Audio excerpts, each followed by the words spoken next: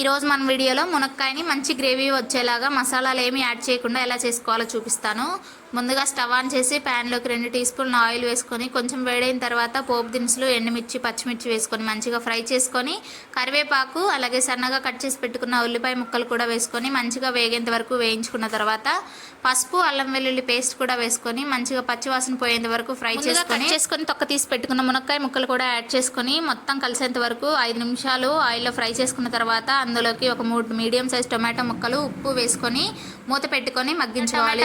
మునక్కాయలు సగం మగ్గిన తర్వాత అందులోకి టేస్ట్కి సరిపడా కారం యాడ్ చేసుకొని గ్రేవీకి సరిపడా వాటర్ పెట్టుకొని మునక్కాయ ముక్కలన్నీ ఉడికేంత వరకు ఉడికించుకోవాలి. ఇలా ఒక 5 మినిట్స్ తర్వాత మునక్కాయ ముక్కలన్నీ ఈ విధంగా ఉడుకుతాయి. ఇప్పుడు ఇందులోకి ధనియాల పొడి, గరం మసాలా, కొత్తిమీర యాడ్ చేసుకున్నామంటే మన కర్రీ అనేది రెడీ అయిపోతుంది. చాలా టేస్టీగా, సింపుల్గా అయిపోతుంది. దీని ఫుల్ వీడియో కావాలంటే మన ఛానల్లో అప్లోడ్ చేశాను, ఒకసారి చెక్ చేయండి. వీడియో నచ్చితే లైక్ చేసి సబ్స్క్రైబ్ చేసుకోండి. Bye bye.